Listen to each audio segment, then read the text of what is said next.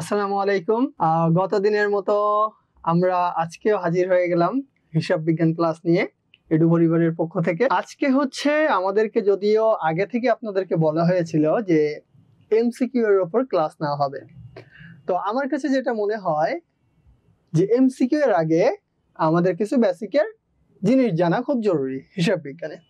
ঠিক তেমনই আমাদের শিক্ষার্থী বন্ধুরা বেশি কমেন্ট করছেন যেটাতে, সেটা হচ্ছে তাদের বেসিক যে প্রবলেম জাবেদাতে আছে ওই জাবেদার প্রবলেমটুকু সলভ করার জন্য। আজকে আমরা তাদের মতামতের ভিত্তিতে তাদের মতামতকে গুরুত্ব দিয়ে জাবেদার যে অধ্যায়টা আমাদের আছে ওই অধ্যায়ের যত ধরনের প্রবলেম আছে অর্থাৎ কমন প্রবলেম যত ধরনের আছে সেটা আমরা সলভ করার সর্বোচ্চ চেষ্টা করব। আশা করি আপনারা আমাদের সাথে থাকবেন এবং আমরা যেটা করব সেটা হচ্ছে এইগুলাকে অর্থাৎ আমরা যে কমন প্রবলেমগুলোকে সলভ করতেছি ক্লাসে এইগুলা আমাদের একটা বই বের হবে খুব দ্রুত, সেই বইয়ের ভেতরে আপনারা পেয়ে যাবেন। বইয়ের বৈশিষ্ট্য কি হবে? বইয়ের বৈশিষ্ট্য যদি আপনাকে একটু বলি সেটা হচ্ছে সবার আগে আমাদের যে বেসিক প্রবলেমগুলো হয় সেটা থাকবে। দ্বিতীয়ত হচ্ছে বই আমাদের দেখবেন বইয়ে অনেক কিছু আছে, যেমন আপনাকে যদি আমি দ্বিতীয় অধ্যায়ের কথা বলি, দ্বিতীয় অধ্যায়ে দেখবেন লেনদেন ঘটনা নিয়ে কথা বলা হয়েছে। তো ওখানে বলা হয়েছে বাহ্যিক লেনদেন, অভ্যন্তরীণ লেনদেন। তবে ওইখানে একটা উদাহরণ দেওয়া আছে, উদাহরণটুকু বুঝতে গেলে আপনাকে ৩-৪ মিনিট মাথা ব্যথা করবে, জিনিসটাকে সহজ করা হয় নাই।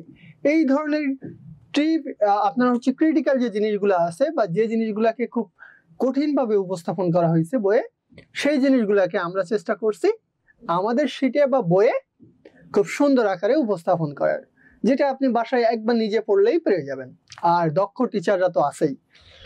সাথে আমরা যেটা করছি প্রত্যেকটা চ্যাপ্টার শেষে বোর্ড প্রশ্নের একটা অ্যানালাইসিস রাখছি, অর্থাৎ 2018 সাল থেকে 2025 সাল পর্যন্ত কি ধরনের প্রশ্ন আসছে, কোন টপিকসগুলো ইম্পর্টেন্ট, কেন ইম্পর্টেন্ট, সেগুলোর উত্তর সহ আমরা আমাদের বইয়ে সাজায় রাখছি। এমসিকিউ গুলোর ক্ষেত্রেও আমরা সেমটা করছি। আমাদের বইয়ের স্পেশাল যে জিনিসটা সেটা হচ্ছে কমন প্রবলেম সলিউশন। বেশিরভাগ স্টুডেন্ট অর্থাৎ আমার এই দীর্ঘ এত বছরের পড়াশোনা করানোর যে একটা সিস্টেমের মধ্যে আমি আসছি, সেই সিস্টেমে আমি স্টুডেন্টদেরকে দেখছি তারা একটা হিউজ প্রবলেম ফেস করে একটা নির্দিষ্ট জায়গাতে। সো সেই প্রবলেমগুলোর সলিউশনও আমাদের বইয়ে থাকছে। সবশেষ যেটা থাকতেছে সেটা হচ্ছে বিশেষ একটা প্রশ্ন। বিশেষ প্রশ্ন বলতে আপনারা বিভিন্ন বইয়ে দেখবেন মডেল টেস্ট আছে, হ্যান আছে, ত্যান আছে, অনেক কিছু আছে যেগুলো আমরা ছুঁয়ে দেখি না। বিষয়টা হচ্ছে আমরা যে বিশেষ প্রশ্ন রাখছি 5টা করে, ওই বিশেষ প্রশ্ন 5টা যদি আপনি সলিউশন করতে পারেন আপনার টেস্ট, প্রি টেস্ট, বার্ষিক, বোর্ড কোনো জায়গায় আপনি আটকাবেন না।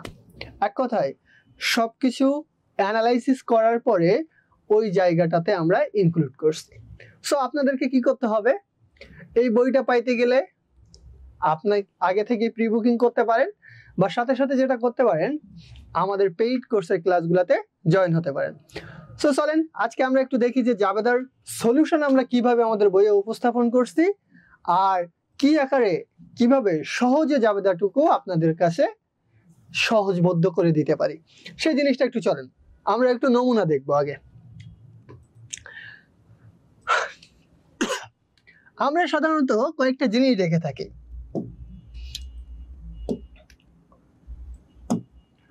ক্রয় সংক্রান্ত কিছু প্রবলেম থাকে, আমাদের বইয়ে তো নাই, এই ধরনের জিনিস খুবই কম আছে। তো ক্রয় সংক্রান্ত কিছু সমস্যা যেটা আছে সেই সমস্যাগুলো আমরা দেখব। তার আগে একটু দেখি চলেন কারা কমেন্ট করছে আমাদের সাথে। ওয়ালাইকুম আসসালাম স্যার, আপনার কোনো সমস্যা আছে স্যার জাবেদাতে? থাকলে প্রশ্ন করতে পারেন, আমরা সেটার উত্তর দেওয়ার চেষ্টা করব। জাবেদায় কোনো ধরনের প্রবলেম থাকলে সব প্রবলেমের সমাধান সহজ ওয়েতে আমরা দেওয়ার চেষ্টা করব।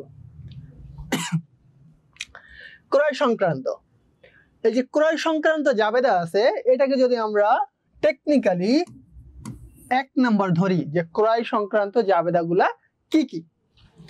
প্রথম ক্রয় সংক্রান্ত জাবেদার ভেতরে আমরা যেটা পাবো সেটা হচ্ছে বইয়ে থাকে বেশিরভাগ সময় পণ্য ক্রয় অথবা এই একই কথাটা অন্য নামে থাকতে পারে, নগদে পণ্য ক্রয়। তাহলে পণ্য ক্রয় থাকতে পারে, নগদে পণ্য ক্রয় থাকতে পারে। শুধু পণ্য ক্রয় বলার অর্থ হচ্ছে ওটা নগদেই ক্রয়, নগদে পণ্য ক্রয়। ধরে নিলাম 5,000 টাকা।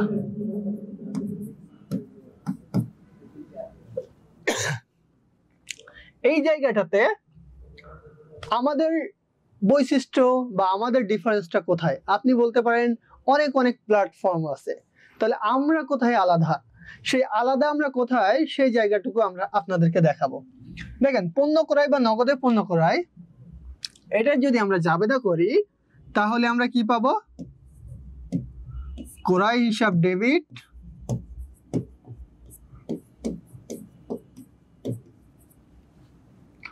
নগদান হিসাব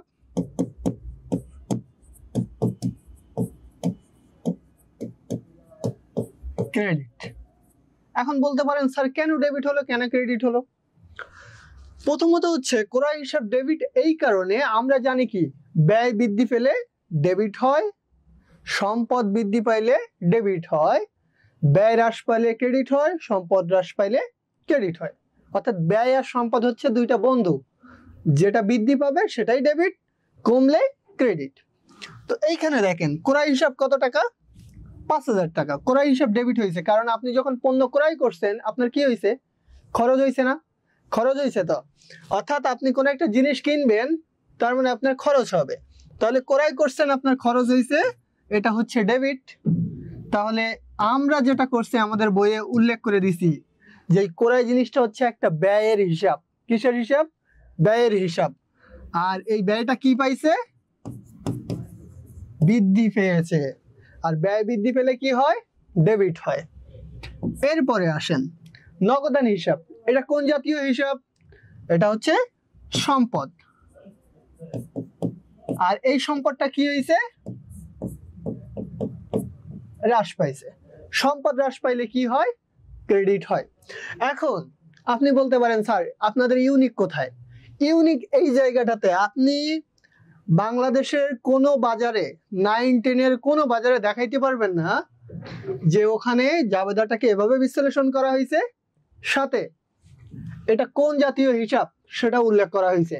আপনি একটা সিঙ্গেল বইও দেখাইতে পারবেন না, চ্যালেঞ্জ করলাম। এখন জিনিসটা হচ্ছে আপনি কয়টা জিনিস শিখতেছেন?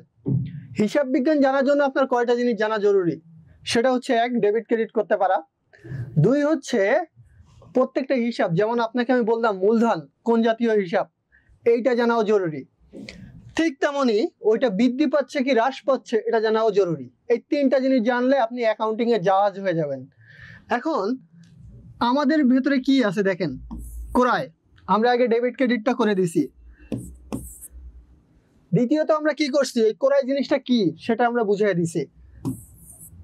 এটা হচ্ছে ব্যয়, সেটা আমরা এক্সপ্লেইন করলাম। তারপরে কি এটা বাড়ছে না কমছে সেই জিনিসটাও আমরা এক্সপ্লেইন করলাম। এখন দেখেন আপনি একটা জিনিসের সলিউশনের ভেতরে পুরো অ্যাকাউন্টিং এর সবকিছু তথ্য পাচ্ছেন। এটা আপনার সাথে সাথে যেটা করবে, ডেভেলপ করবে হচ্ছে আপনার যে বেসিক জায়গাটা সেটা ডেভেলপ করবে, সাথে আর্থিক অবস্থার বিবরণী থেকে শুরু করে নগদান বই সবকিছু সলিউশন করা আপনার জন্য ইজি হবে। এখন আপনি যদি মুখস্থ করে থাকেন, সবকিছু মুখস্থ করে যান, আপনি এইচএসসি তে গিয়ে মাস্ট ধরা খাবেন তো খাবেন। সো আপনার কি করতে হবে? আমাদের সাথে থাকতে হবে। আর আমরা এইভাবেই বেসিক থেকে শুরু করে অ্যাডভান্স পর্যন্ত আপনাদেরকে সাপোর্ট দিয়ে যাব। আপনাদের কারো কোনো কোশ্চেন আছে?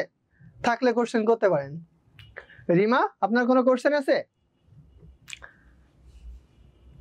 আর কেমন লাগলো আমাদের সলিউশন সিস্টেমটা?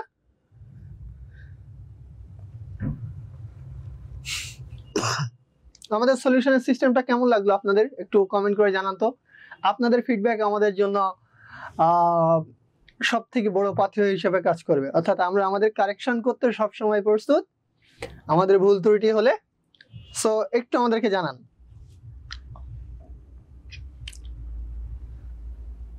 তাহলে এটা গেল ক্রয় সংক্রান্তের ভেতরে ক নাম্বার বা একটা। এখন ক্রয় সংক্রান্তের ভেতরে কিন্তু আমাদের আরো অনেকগুলা জাবেদা আছে, চলেন তো দেখি। ক্রয় সংক্রান্তের ভেতরে আর কি জাবেদা আছে? আপনারা বেশিরভাগ জিনিসগুলোর সাথে রিয়েলাইজ করতে পারবেন যে আসলে এই টাইপসের কোশ্চেনই বেশি আসে। সো এখন চলেন, ওখানে ছিল পণ্য ক্রয়, এখন হলো ধারে পণ্য ক্রয়।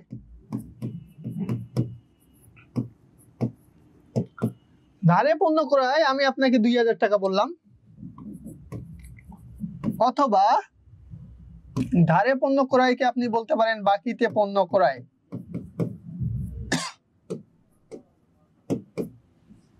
অথবা এই জিনিসটা আরেকটা নামেও থাকে, মিস্টার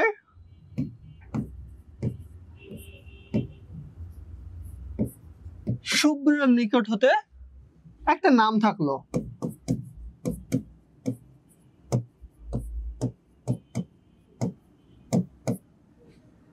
তাহলে আমরা কি পাইলাম? এই একটা জিনিস তিনটা নামে আসতে পারে। কয়টা নামে আসতে পারে? তিনটা নামে। প্রথমত বলতে পারে ধারে পণ্য ক্রয় 2000 টাকা, তারপরে বলতে পারে বাকিতে পণ্য ক্রয়, অথবা বলতে পারে কারোর নিকট থেকে পণ্য ক্রয়। কারণ নাম যদি উল্লেখ থাকে আমরা কি করে থাকি হিসাব বিজ্ঞানে, ওটা বাকিতে বলে ধরে নিই। এখন দেখেন, ক্রয় করলে কি হয়? খরচ হয়, আমরা আগেই জেনে আসছি। তাহলে ক্রয় করলে যেহেতু খরচ হয়, তাহলে ক্রয় হিসাব ডেবিট। ওকে, এখন কি আমরা নগদান হিসাব ক্রেডিট বলতে পারবো? আমার কি নগদ টাকা চলে গেছে? যায় নাই তো, কারণ আমি বাকিতে কিনছি। তাহলে বাকিতে কিনলে আমার জন্য একজন কে তৈরি হয়েছে? পাওনাদার তৈরি হয়েছে, যে আমার কাছে টাকা চাইতে আসবে। ওকে তো আমি টাকা দেই নাই, তাহলে ও নির্দিষ্ট একটা সময় পরে আমার কাছে কি করবে? টাকা চাইতে আসবে। সো তাহলে কি হবে? পাওনাদার হিসাব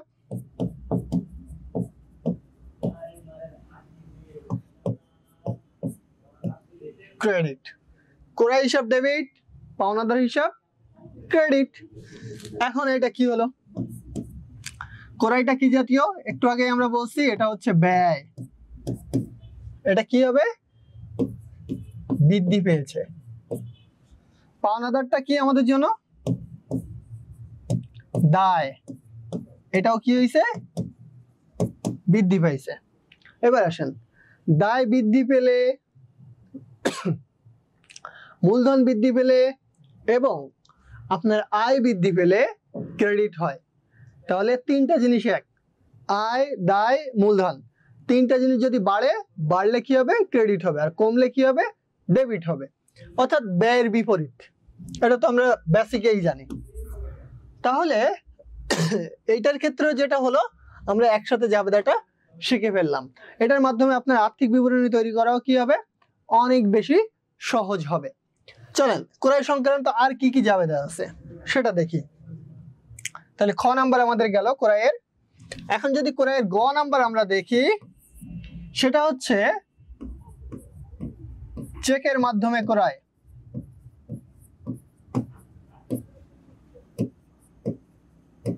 অথবা ব্যাংকের মাধ্যমে ক্রয়।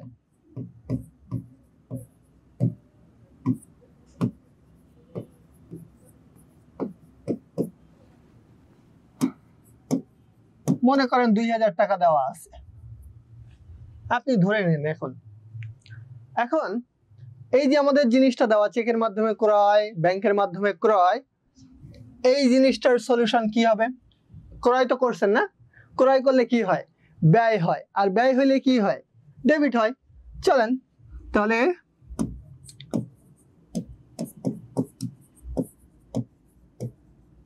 ক্রয় হিসাব ডেবিট। আর এখন আপনি নগদ টাকা তো আর দিচ্ছেন না, এখন কি দিচ্ছেন? চেক। আর চেক দিলে টাকা কোথা থেকে কমতেছে? টাকা কমতেছে আপনার ব্যাংক থেকে। টাকা কমতেছে কোথা থেকে? টাকা কমতেছে ব্যাংক থেকে। তার মানে ব্যাংক হিসাব ক্রেডিট।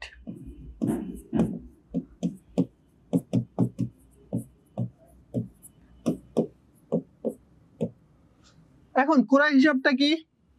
এটা হচ্ছে ব্যয় জাতীয় হিসাব। কি জাতীয়? ব্যয় জাতীয় হিসাব। আর এই ব্যয়টা কি হয়েছে? বৃদ্ধি পাইছে যথারীতি। আর ব্যাংকটা কি? সম্পদ জাতীয় হিসাব, আর এই সম্পদটা আমাদের কি হয়েছে, হ্রাস পাইছে। আমরা জানি সম্পদ হ্রাস পাইলে কি হয়, ক্রেডিট হয়। আশা করি বুঝতে পারছেন। তাহলে দেখেন, এটা হচ্ছে আমাদের ক্রয় সংক্রান্তের 3 নাম্বার গেল। ক্রয় সংক্রান্তের ভেতরে আরো কিছু সাপোর্টিভ জিনিস আছে, সেই জিনিসগুলো আমাদের দেখা খুবই জরুরি। চলেন পরের অংশটা দেখি।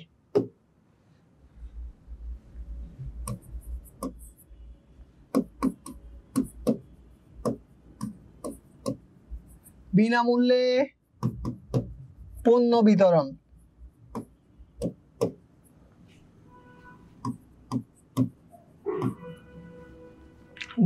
টাকা। আচ্ছা, বিনামূল্যে পণ্য কেন বিতরণ করা হয়, এটা আমরা গত দিনের এমসিকিউ ক্লাসেও বলছিলাম। বিনামূল্যে কেউ কখনো কিছু দেয় না, বুঝতে পারছেন? পৃথিবীতে সবাই স্বার্থপর, কেউ কখনো কাউকে বিনামূল্যে কিছু দিবে না। নাতে না মানে কেউ দিবে না, সবারই স্বার্থ আছে। সেটা হতে পারে আপনি তাকে ইনকাম করে খাওয়াবেন, সেটা এমন হতে পারে আপনি হচ্ছে তার জন্য গহনা কিনে দিবেন, কোনো না কোনো ভাবে কানেক্টেড। এই জন্য আমরা মানুষ হচ্ছে দিন শেষে ওই কোনো কিছু ছাড়াই চলে যাই, অর্থাৎ হচ্ছে বিনামূল্যে কখনো কাউকে কিছু কেউই দিবে না। এটা হচ্ছে প্রকৃতির নিয়ম। একমাত্র স্রষ্টাই আমাদেরকে বিনামূল্যে দেয়, তারপরেও কিন্তু স্রষ্টা আমাদেরকে বলেই রাখছে যে কিসের জন্য তিনি আমাদেরকে পাঠাইছেন। অর্থাৎ আমাদের কাছে বিষয়টা ক্লিয়ার যে হচ্ছে বিনামূল্যে কেউ কখনো কাউকে কিছু দেয় না। এখন হিসাব বিজ্ঞান বলতে চাচ্ছে বিনামূল্যে যদি কিছু আমরা কাউকে দিয়ে থাকি, ওটা এমনি দেই না ভাই, ওটা দিই বিজ্ঞাপনের স্বার্থে। কিসের স্বার্থে? বিজ্ঞাপনের স্বার্থে। আপনাকে একটা এক্সাম্পল দিই। মাঝে মধ্যে দেখবেন আমাদের দেশে ওই যে অমুক ভাই তমুক ভাই ভাইরাল হয়ে গেছে, মনে করেন হোটেল তৈরি করতে গিয়ে বা হোটেলে খাওয়াতে গিয়ে। কিছুদিন পরে গিয়ে দেখবেন পিৎজার দোকানদার গিয়ে 2-4টা পিৎজা নিয়ে তাকে ফ্রিতে দিচ্ছে, বলতেছে ভাই পিৎজাটা খায়েন, তাকে বলতেছে। তারপর এমন হয় যে মনে করেন কোনো দোকান থেকে একটা জুতা জোড়া নিয়ে গেল, তাকে বলতেছে ভাই আপনি জুতা জোড়াটা পায়ে দেন, আপনার খুব সুন্দর মানাবে। এই যে তেলবাজি করতেছে, ফ্রিতে জুতাটা দিচ্ছে, আপনার কি মনে হয় ফ্রিতে দিচ্ছে? ও যখন এই প্রোডাক্টটা ফ্রিতে ওকে দেয়, সাথে কিন্তু ছবি উঠায় নেয়। এই যে ছবি উঠালো, এর কারণটা কি? এটা হচ্ছে ওর বিজ্ঞাপনের টেকনিক। আর আমরা বাঙালি তো জাতি হিসেবে টেকনিকগুলো খুব বাজেভাবে ইউজ করে থাকি। তো হিসাব বিজ্ঞানে বিনামূল্যে কোনো পণ্য বিতরণকে কি বলা হয়? বিনামূল্যে কোনো ধরনের পণ্য বিতরণকে বলা হয় বিজ্ঞাপন। তাহলে বিজ্ঞাপনটা আমাদের জন্য কি? খরচ। তাহলে বিজ্ঞাপন হিসাব ডেবিট, খরচ তো বাড়ছে, তাই হচ্ছে এটা ডেবিট। ওকে, এখন আসেন এই যে পণ্য বিতরণ করছে, তার মানে হচ্ছে প্রতিষ্ঠান থেকে পণ্য কি হয়েছে? চলে গেছে। আর প্রতিষ্ঠান থেকে পণ্য চলে গেলে নিশ্চয়ই পণ্য ক্রেডিট হবে, কিন্তু তা না, পণ্য ক্রেডিট হবে না। পণ্য থাকলে সবসময় হবে ক্রয়। তাহলে কি হবে? ক্রয় হিসাব ক্রেডিট।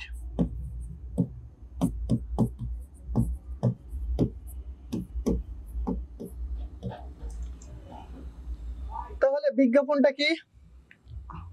ব্যয়। আর এই ব্যয়টা কি হয়েছে? বৃদ্ধি পাইছে।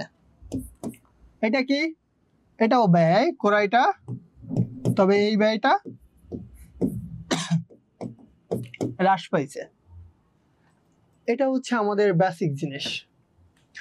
বিনামূল্যে পণ্য বিতরণ বলতে জাস্ট আমরা যদি কিছু কিছু সময় দেখি যে আমাদের বিগত সরকার দেখবেন অনেকে ধানও কেটে দিছে। ছাত্রলীগ দেখবেন হচ্ছে জুতা পরে, শু পরে, মোজা পরে মানুষের ধান কেটে দিছিল। ঠিক তেমনি এই মানে ওদের কিছু কিছু নেতা মানে গরিব অসহায়দেরকে এমন এমন ঘর দিছে যে ঘরে ওঠার আগে মানুষের ঘর ভেঙে পড়ে গেছে। আপনাদের কি মনে হয় যে এই ঘরগুলা ফ্রিতে দেওয়া হয়েছে? এই যে ঘরগুলা দেওয়ার মূল রিজনটা ছিল একটা বিজ্ঞাপন করা। বিজ্ঞাপনটা কিভাবে ছিল? বিজ্ঞাপনটা এভাবে ছিল যে আমি হচ্ছে একটা জনদরদি, আমি দেশের মানুষের সেবা করতেছি, পরবর্তী ভোট আপনি আমারে দিবেন, এখন না দিলে আমি মেরে নিব, সমস্যা নেই, এই টাইপসের ছিল, বুঝছেন। এবং এই জন্য তার নেতারা তাকে ভাবতো যে তিনি নোবেল পাবেন। সো হিসাব বিজ্ঞানের ভাষায় এই বিনামূল্যে পণ্য বিতরণকে কি বলা হয়? বিজ্ঞাপন বলা হয়। চলেন এবার পরে কোশ্চেনে যাই।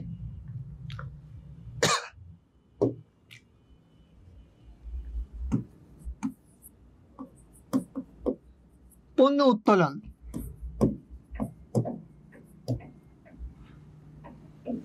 ৳২,০০০। আপনাকে আমি একটু আগেও বলছি, এই পণ্য উত্তোলন, বিনামূল্যে পণ্য বিতরণ, এগুলো সরাসরি ক্রয় না, তবে এইগুলো হচ্ছে ক্রয়ের আনুষঙ্গিক কিছু তথ্য। এই জিনিসগুলো যদি না জানেন তাহলে অ্যাক্সিডেন্ট হয়ে যাইতে পারে। সাধারণত দেখবেন মেইন রোডে অ্যাক্সিডেন্ট হয় না, অ্যাক্সিডেন্ট হয় পাশের রোড থেকে যখন কেউ ঢুকে যায়। ঠিক তেমনই এগুলো হচ্ছে পাশের রোড থেকে ঢোকা কিছু ঝামেলা, এইগুলাকে বেশি মাথায় রাখতে হয়। পণ্য উত্তোলন জিনিসটা কি? পণ্য উত্তোলন করছেন, অর্থাৎ উত্তোলন করলে সবসময় ডেবিট হয়। উত্তোলন করলে কি হয়? ডেবিট হয়। উত্তোলন হিসাব ডেবিট। আর পণ্য কি হচ্ছে, কমে যাচ্ছে না প্রতিষ্ঠান থেকে, তাহলে ক্রয় হিসাব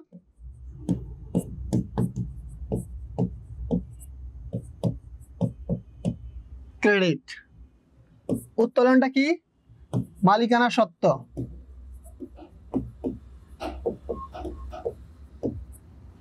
এটা কি হয়েছে? মালিকানা সত্ত্ব হ্রাস পাইছে। আর এই ক্রয়টা কি আমাদের জন্য? ব্যয়। আর এই ব্যয়টা কি হয়েছে? হ্রাস পাইছে। এই হচ্ছে আমাদের ক্রয় সংক্রান্ত জাবেদাগুলোর মূল অংশ। সো এই অংশগুলো জানা খুব জরুরি, কারণ যখন আর্থিক অবস্থা বিবরণীতে আসে আমরা সমন্বয় পারি না, যখন হচ্ছে জাবেদা আসে তখন পারি না, খতিয়ানে আসলে তো হাবুডুবু খাওয়ার একটা অবস্থা তৈরি হয়ে যায়। আপনাদেরকে আমি বলি, কমার্স থেকে যদি এ প্লাস পাইতে চান, এর থেকে সহজ কোনো সিস্টেম নাই। জাস্ট আমরা একটা অংশ শেষ করছি, আপনাদেরকে কিছু ট্রিক্স দিই। সেটা হচ্ছে, কমার্স থেকে যদি এ প্লাস পাইতে চান তাহলে আমাদের গ্রুপ সাবজেক্টে আছে কয়টা? গ্রুপ সাবজেক্ট হচ্ছে আমাদের 3টা: অ্যাকাউন্টিং, ফাইন্যান্স, ব্যবসা উদ্যোগ। এই জিনিসগুলো স্টুডেন্টরা প্রচুর পরিমাণে কমেন্ট করছে যে আসলে স্যার এ প্লাস পাইতে কয়টা সাবজেক্টে এ প্লাস পাইতে হবে বা কি করতে হবে, সেটার জন্য এই জিনিসটা বলা। বিষয়টা হচ্ছে, কমার্সের এই 3টে সাবজেক্টে আপনি বিশ্বাস করবেন কিনা আমি জানি না, এ প্লাস পাওয়ার সব থেকে সহজ। কি করতে হবে? একটু কনসিস্টেন্সি রেখে পড়তে হবে। আর পড়াশোনাটা কি করতে হবে? একটু টেকনিক্যাল ওয়েতে করতে হবে। সারাদিন শুধু পড়লাম পড়লাম পড়লাম, কিন্তু সেই জিনিস যেই কোশ্চেনে আসে সেই মাথার উপর দিয়ে চলে যায়, আর মনে হয় যে কি আসছে, কি অ্যান্সার করব, পারি না। এটা করা যাবে না। তাহলে যেটা পড়বেন সেটার অ্যাপ্লিকেশন আপনাকে জানতে হবে। অ্যাকাউন্টিং এ কি করবেন? অ্যাকাউন্টিং এ বেসিকটুকু ভালো মতো শেষ করবেন, এবং সাথে চেষ্টা করবেন আমাদের শীটটার সাথে রাখার। আমাদের শীট সাথে রাখলে কি হবে? দেখেন, আপনি জাস্ট একটু আপনার সাথে মিলান, তাহলে আপনি সত্যতা যাচাই করতে পারবেন। আপনার যে স্যারের কাছে পড়েন বা যে স্কুলে পড়েন, আমি কোনো অংশটাকে ছোট করছি না, আমি পুরোটাকে সম্মান রেখে জানাচ্ছি। আপনাকে যে ম্যাথ করতে দেওয়া হয়, মনে করেন আর্থিক বিবরণী থেকে বা রেয়ামিল থেকে, দেখবেন আপনাকে 8-10টা একটা চ্যাপ্টার থেকে ম্যাথ করায়। পরের বার যখন আবার ওই চ্যাপ্টারে আসে, তখন যেটা হয় আবার আলাদা 8-10টা করায়। তার মানে আপনি সিকোয়েন্সের বাইরে চলে গেলেন। ওই যে আগের 8-10টা করছেন সেটাও আপনি কিন্তু ভুলে যান যখন আরো 2-3টা চ্যাপ্টার শেষ হয়ে যায়। এই জন্য আমরা যেটা করছি, আমাদের বইয়ের ভেতরে 5টা যে স্পেশাল কোশ্চেন দেওয়া হয়েছে, 5টা স্পেশাল কোশ্চেনের ভেতরে সব প্রবলেমের সলিউশন রাখছি। এখন এই 5টা প্রশ্ন আপনি বারবার প্র্যাকটিস করবেন, তাহলে যেটা হবে প্রবলেমের সলিউশনটা পাবেন। আপনাকে একটা গল্প বলি। মনে করেন আপনার বাসা থেকে আপনি একটা অচেনা জায়গায় যাবেন, এটা আপনার বাসা, আমি বাসা আঁকতে পারি না বুঝছেন, কষ্ট পাবেন না, এটা একটা বাসা ধরে নিলাম। আপনার বাসা থেকে আপনি একটা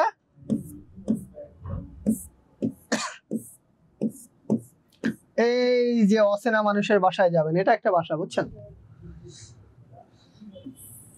বাসাটা মনে করেন এখানে ভেতর দিয়ে রোড টোড আছে, এরকম অনেক কিছু আছে। এখন যখন আপনি আপনার বাবার সাথে যাবেন, আপনার বাবার সাথে যাওয়ার সময় যেটা হবে, আপনি কিন্তু পথ চিনবেন না। কারণ মনে করেন আপনি তো পথ চিনেন না, আপনার বাবা চিনে। আপনার বাড়ি থেকে, এটা আপনার হোম থেকে এটা রিলেটিভের হোমে গেলেন, আপনার বাবা আপনাকে নিয়ে গেল। পরের দিন যদি আপনাকে এই বাসা থেকে ছেড়ে দেওয়া হয়, বলা হয় আপনি ওই বাসায় যান, রিলেটিভের বাসা থেকে কোনো একটা ডকুমেন্টস নিয়ে আসেন, আপনি কিন্তু পৌঁছাবেন না, আপনি যাইতে পারবেন না।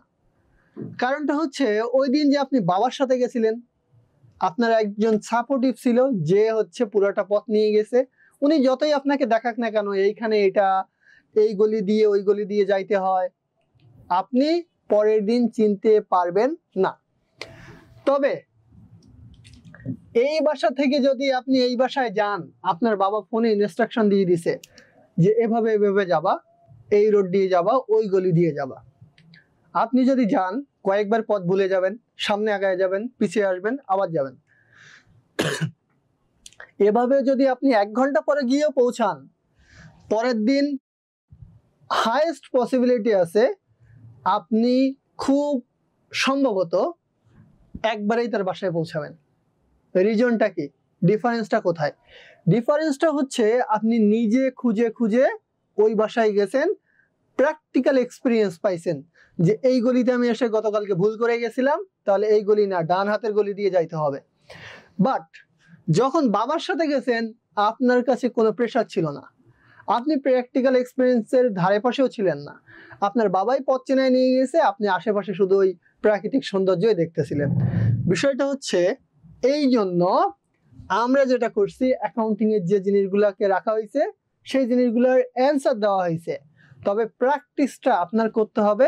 ওই একই রোড দিয়ে যখন রেগুলার যাইতে থাকবেন নিজ দায়িত্বে, তখন যেটা হবে পথটা খুব ভালো মতো চেনা হয়ে যাবে এবং পরীক্ষার রুমে আপনি প্রবলেমের সলিউশন খুব দ্রুত করতে পারবেন। ওকে, ফাইন্যান্সে আমরা কিছু স্পেসিফিক টপিকস বলে দিব, সাথে যেটা করব সেটা হচ্ছে এই চ্যাপ্টার পড়বেন, এনাফ। আপনার 13-14টা চ্যাপ্টার সব পড়ার দরকার নাই, আমরা specific chapter, specific topics, specific question দিয়ে দিব, সেটা পড়লেই এনাফ। ব্যবসা উদ্যোগের ক্ষেত্রে কথা সেম, এটা হচ্ছে আমাদের আলাদা বৈশিষ্ট্য বা ইউনিকনেস। চলেন এবার আমরা বিক্রয় সংক্রান্ত বা আরো কিছু জিনিস দেখি। আমরা একটু ফেরত সংক্রান্ত কিছু দেখি। এটা নিয়ে স্টুডেন্টদের প্রচুর পরিমাণে সমস্যা আছে, সেটা আমাদেরকে জানানো হয়েছে।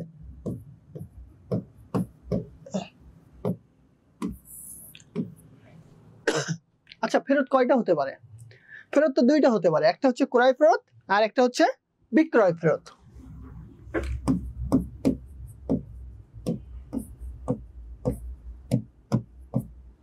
ক্রয় ফেরত, ক্রয় ফেরত অর্থাৎ ক্রয় করছিলেন সেটা ফেরত দিয়েছেন, তার মানে কি বাইরে গেছে না, তাই এটার আরেকটা নাম হচ্ছে বহি ফেরত।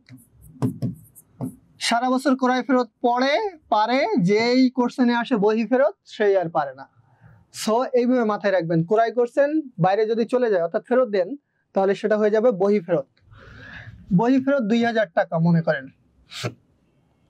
এখন আসেন ক্রয় ফেরত বা বহি ফেরত, এই ফেরতের ক্ষেত্রে একটা মেইন জিনিস মনে রাখবেন, ফেরত হবে শুধুমাত্র যদি আপনি বাকিতে ক্রয় করেন বা বাকিতে বিক্রি করেন। অর্থাৎ ফেরত হওয়ার মূল শর্ত কি, যদি বাকিতে কেনেন বা বাকিতে বিক্রি করেন তাহলেই ফেরত হবে। এখন যদি বলেন স্যার নগদে কিনলে কেন ফেরত হবে না? আপনি নগদে কোনো দোকান থেকে কিছু একটা নিয়ে আসবেন, পরে ওইটা চেঞ্জ করতে যাবেন, দেখবেন দিতে চাইবে না, বেশিরভাগ সময় দিতে চায় না, কারণ একবার পটাই আপনারে ধরায় দিছে, ওইটা ও আর চেঞ্জ করতে চায় না। নর্মালি আমরা বাঙালি টেন্ডেন্সির দিকে তাকালেও দেখবো এই টাইপসের। আর হিসাব বিজ্ঞান বলতে চাচ্ছে শুধুমাত্র বাকিতে ক্রয় বিক্রয় হইলে সেখানে ফেরত সম্ভব, অন্যথায় ফেরত করা সম্ভব না। এখন আসুন ক্রয় ফেরত। এটা মাথায় রাখবেন, খুব যদি মাথা ব্যথা করে জাস্ট এতটুকু মাথায় রাখলে হবে, ক্রয় ডেবিট হলে ক্রয় ফেরত ক্রেডিট হবে। ক্রয় ফেরত হিসাব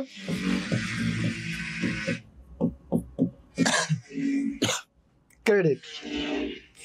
ডেবিট কি হবে? পাওনাদার, কারণ ক্রয়ের সাথে কার সম্পর্ক? পাওনাদারের। পাওনাদার হিসাব ডেবিট। কেন হলো? কারণ আপনি যার থেকে বাকিতে কিনছিলেন, এখন যদি পণ্যটা ফেরত দেন তাহলে আপনার দায় কি হবে? কমে যাবে না? দায় তো কমে যাবে। তাহলে পাওনাদার হিসাব হচ্ছে ডেবিট, এটা হচ্ছে দায়, আর এই দায়টা কি হয়েছে? হ্রাস পাইছে। ক্রয় ফেরত কি? ক্রয় হচ্ছে আপনার জন্য ব্যয় ছিল, আর ক্রয় ফেরত হচ্ছে ব্যয়টাকে কমাই দিছে। ব্যয়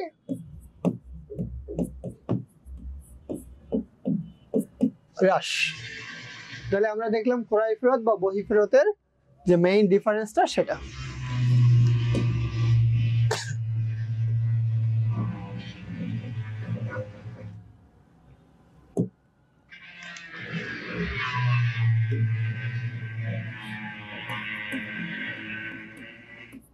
এরপরে অংশে আসেন,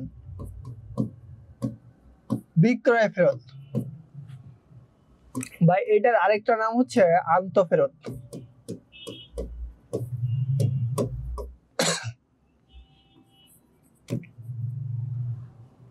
বিক্রয় ফেরত মানে কি?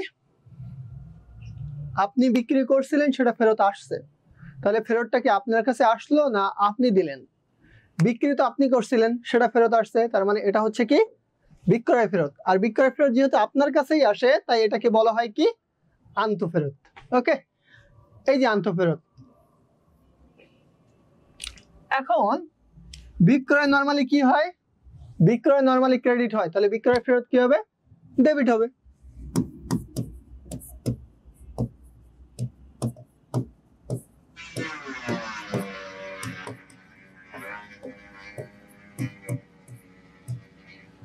আর বিক্রয়ের সাথে কার সম্পর্ক? বাকিতে বিক্রয়ের সাথে দেনাদারের সম্পর্ক, সো দেনাদার আসবে।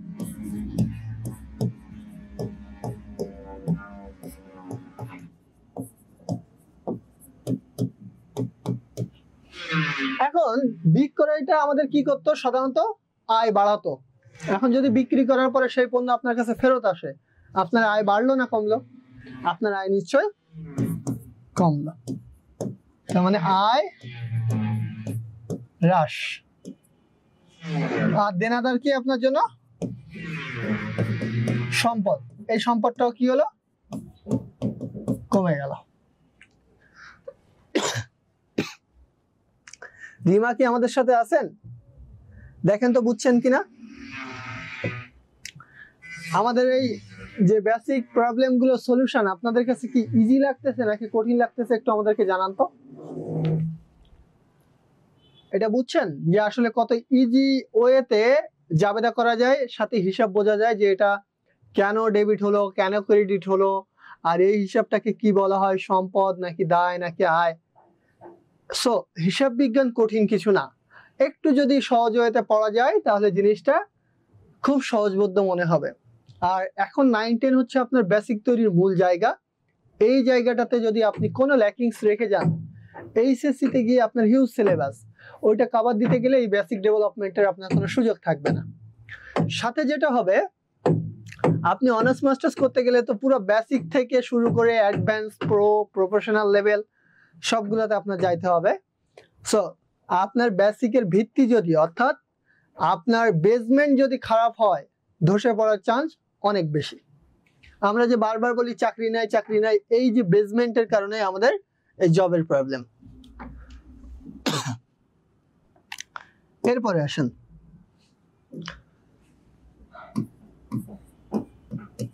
ব্যাংক চার্জ আর ব্যাংক সুদ, দুইটা জিনিস নিয়ে প্রচুর সমস্যা দেখা দেয় স্টুডেন্টের মধ্যে। স্পেশালি পরীক্ষার রুমে তারা বুঝেই পারে না ব্যাংক চার্জটা তার জন্য আয় না ব্যয়, ব্যাংকের সুদটা তার জন্য আয় না ব্যয়। কারণ ব্যাংক হচ্ছে সুদ দেয়ও, ব্যাংক সুদ নেয়ও, তাহলে ব্যাংক সুদটা তার জন্য আয় না ব্যয় সেটা সে বুঝতে পারে না। এখন দেখেন, কমনলি মনে রাখবেন ব্যাংক সুদ হচ্ছে আপনার জন্য আয়, ব্যাংক চার্জ হচ্ছে আপনার জন্য ব্যয়। এটা খুব নরমালি মনে রাখবেন যে ব্যাংক চার্জ হচ্ছে আপনার জন্য ব্যয়, ব্যাংক চার্জ করতেছে আপনার উপরে, আর ব্যাংক সুদটা হচ্ছে ব্যাংক আপনাকে সুদ দিচ্ছে, এটা আপনার জন্য আয়। এখন জাবেদা কি হবে? জাবেদা যদি করতে যাই,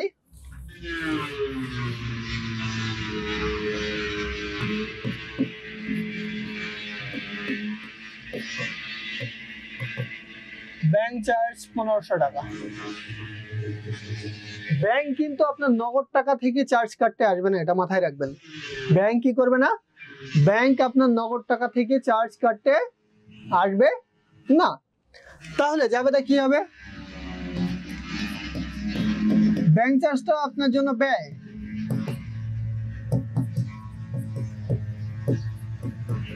ব্যাংক চার্জ হিসাব ডেবিট। ব্যাংক চার্জ হিসাব কি? ডেবিট, কারণ এটা আপনার জন্য কি? ব্যয়, আর ব্যয় বাড়লে কি হয়? ডেবিট হয়। তাহলে ব্যাংক চার্জ ডেবিট, এটা হচ্ছে ব্যয়, আর ব্যয়টা কি হয়েছে? বৃদ্ধি হয়েছে। ওকে, একটু আগেই বললাম যে ব্যাংক কিন্তু তার চার্জ বা সুদ নগদ টাকার উপরে কাটবে না, সে আপনার ব্যাংকের অ্যাকাউন্টের উপরেই কাটবে। তাহলে ব্যাংক অ্যাকাউন্ট কি হবে?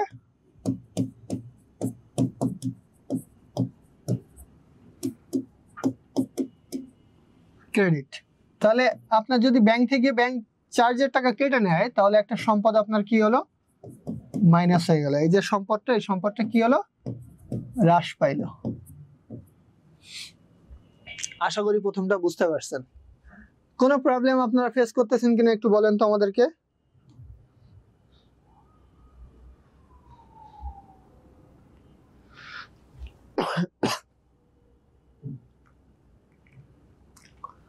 এটাই গেল ব্যাংক চার্জ।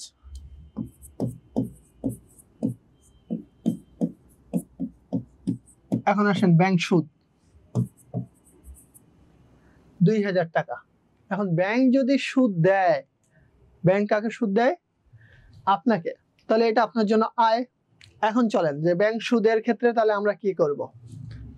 ব্যাংক সুদের ক্ষেত্রে ব্যাংক সুদ যেহেতু আমাদের আয়, তাহলে ওটা কি হবে? ক্রেডিট হবে। ব্যাংক সুদ হিসাব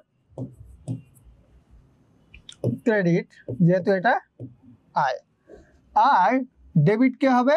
ব্যাংক, কারণ টাকাটা ব্যাংক হচ্ছে আপনার অ্যাকাউন্টে যোগ করে দিবে। ব্যাংক হিসাব ডেবিট। কত টাকা? 2000 টাকা। টাকার অঙ্ক আমরা না লিখলেও চলবে।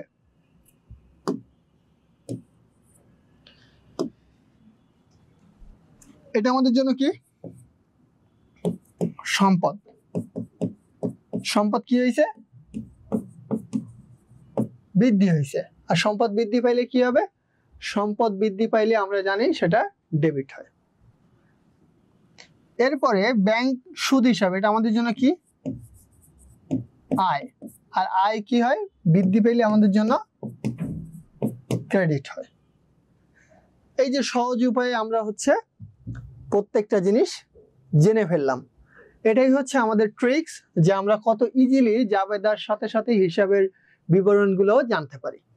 একসাথে আমাদের সবকিছুই হয়ে যাবে। এরপরে চলেন, আরো কিছু বেসিক প্রবলেম সাধারণত স্টুডেন্টরা ফেস করে থাকে। জাস্ট একটা প্রবলেম দেখলেই বুঝতে পারবেন যে এই জিনিসটা কত বেশি পরিমাণে স্টুডেন্টরা ফেস করে। কোশ্চেনটা একটু আমরা আগে লিখি। 10% বার্তায় মিস্টার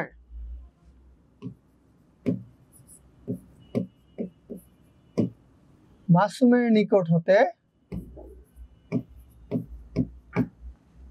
পণ্য ক্রয়, মনে করেন 1 লাখ টাকার পণ্য ক্রয় করছে। 10% বার্তায় মিস্টার মাসুমের নিকট হতে পণ্য ক্রয় 1 লক্ষ টাকা, যার মধ্যে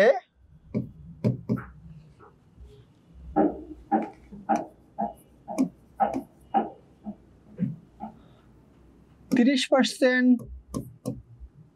নগদে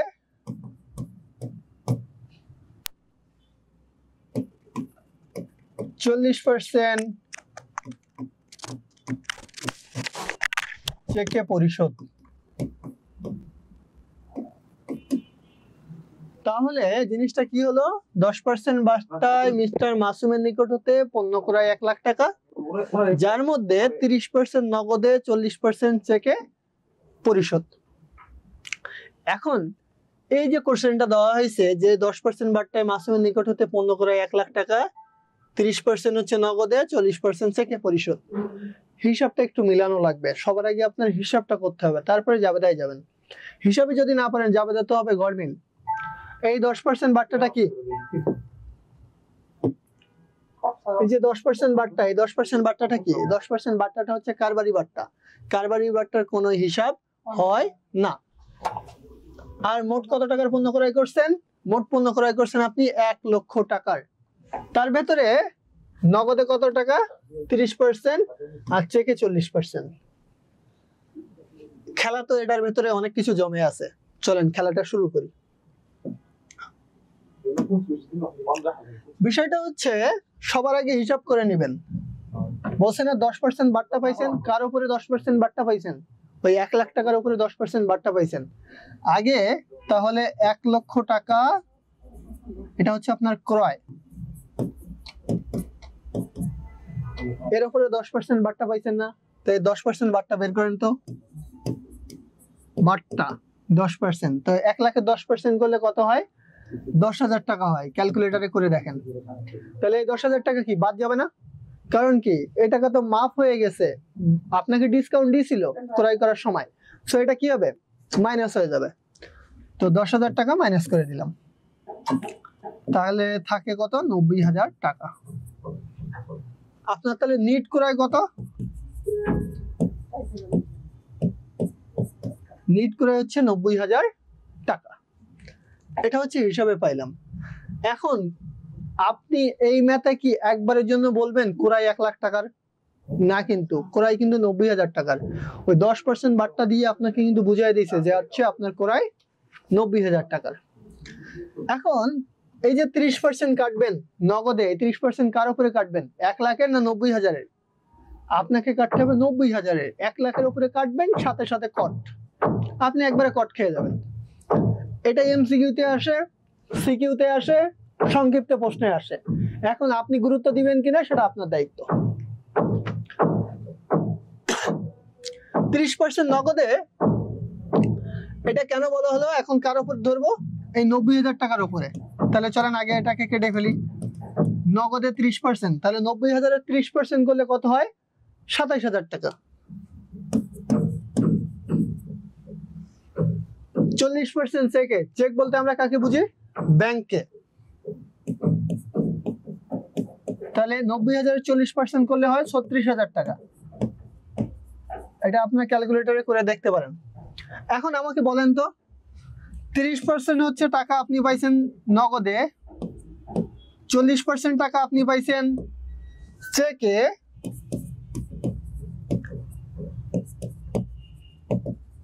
ভাই পৃথিবীতে পার্সেন্ট কতই হয় সেটা একটু উত্তর দেন তো আগে। পৃথিবীতে পার্সেন্ট হয় কততে? 5-এ না 6-এ না 90-এ? পার্সেন্ট হয় 100-তে। তো আপনি 30% নগদে পাইছেন, 40% চেকে পাইছেন, তাহলে এখনো কত পার্সেন্ট বাকি আছে 100 হইতে? এখনো 30% বাকি আছে।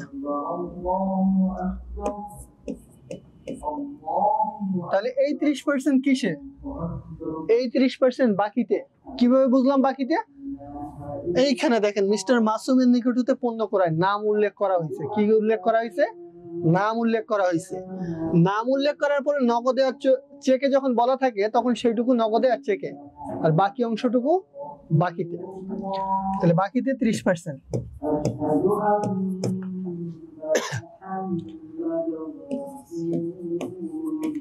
তাহলে বাকি 30% করলে কত হয়? 27,000 টাকা। তাহলে তিনটা হিসেবে টাকা পাইলাম, নগদ, ব্যাংক, বাকিতে।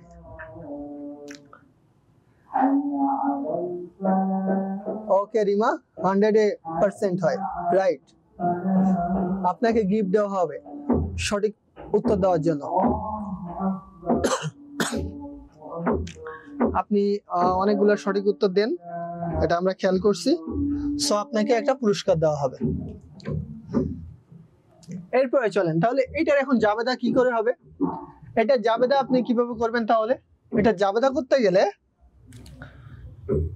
এই টাকার অঙ্কগুলোর আপনার খুব দরকার হবে। নগদ কত টাকা? 27,000 টাকা, তাই না? তাহলে আপনি যখন ক্রয় করতেছেন, ক্রয় করলে আপনার কি হচ্ছে? খরচ হচ্ছে না? খরচ, ব্যয় বৃদ্ধি পাচ্ছে। তো তাহলে ক্রয় হিসাব ডেবিট,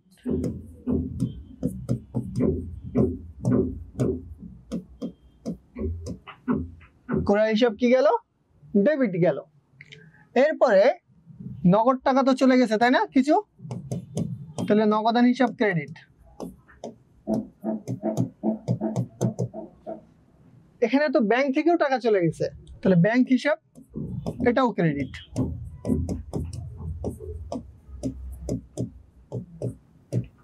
আরেকটা কি হয়েছিল? বাকিতেও কিছু কিনছেন, তো বাকিতে কিনলে আমরা কাকে ধরি? পাওনাদারকে টেনে টুনে নিয়ে আসি। পাওনাদার হিসাব ক্রেডিট। এখানে দেখেন নগদ কত? 27,000, ব্যাংক কত? 36,000, বাকিতে কত? 27,000। সেই অনুযায়ী টাকা বসায় দেন। নগদে 27, ব্যাংকে 36, পাওনাদারে 27। এই তিনটা যোগ করলে মোট হয় 90,000। এটা হচ্ছে ডেবিট। তাহলে এখন কিভাবে দেখবো? ক্রয় হচ্ছে ব্যয়, ব্যয় কি করছে? বৃদ্ধি পাইছে। নগদান কি? এটা হচ্ছে সম্পদ, সম্পদ কি হয়েছে? হ্রাস পাইছে। ব্যাংক কি? এটাও সম্পদ, সম্পদ কি হয়েছে? হ্রাস পাইছে। পাওনাদার কি? এটা হচ্ছে দায়, আর দায় কি হয়েছে? বৃদ্ধি পাইছে। দেখেন, এই টাইপসের প্রবলেম খুব বেশি পরিমাণে আসে, আমরা সেই ধরনের প্রবলেমের সলিউশন করে দিলাম। খুব ইজি হয়ে গেল না জিনিসটা? এই টাইপসের কোশ্চেন বারবার আসে, বোর্ড পরীক্ষায়, টেস্ট, প্রি টেস্টে মাস্ট আসে। এর থেকে ডিফিকাল্ট কোনো কোশ্চেন সাধারণত জাবেদার মধ্যে আসে না। তো এই জিনিসগুলো একটু যদি সহজ উপায়ে আপনি দেখতে পারেন, আর এই জিনিসগুলো যদি একটু সহজ উপায়ে শিখতে পারেন, তাহলে তো ক্ষতি নেই। তাহলে আপনার বেসিকটা স্ট্রং হবে, আর বেজ স্ট্রং হওয়া খুব জরুরি। আপনি মনে করেন 7 তলা একটা বিল্ডিং করবেন, বেসমেন্ট দিয়েছেন 2 তলার, কি হবে জানেন? হয়তো 3-4 তলা তোলাও যাবে, টিকে থাকবে। 5-6 তলা যেই তুলবেন না, ফাটল দেখা দিবে। ফাটল দেখা দিবে বলতে আপনার বিল্ডিং এর 4 সাইড নড়বড়ে অবস্থা হবে। কোন একদিন রাত্রে ঘুমাবেন, আপনার বাচ্চা গিয়ে দেয়ালে মনে করেন একটু ঠেলাঠেলি করবে, দেখবেন ভেঙে পড়ে গেছে। ঠিক তেমনি পড়াশোনার ক্ষেত্রে যদি বেসিকের সাথে কম্প্রোমাইজ করেন, আপনি হয়তো ভাবতেছেন, স্যার আমি তো টেস্ট পার করে আসছি, আমি তো বার্ষিক পার করে আসছি 9-10, এটা কোনো ব্যাপারই না। আপনি যদি এইটা ভাবেন যে বেসিক আপনি হচ্ছে কম্প্রোমাইজ করে আসছেন, পাশের ফ্রেন্ডরা দেখছেন, হ্যান করছেন, আপনি ওয়েট করেন, আপনি এইচএসসি তে গিয়ে খুব বড় আকারে একটা বাস খাবেন।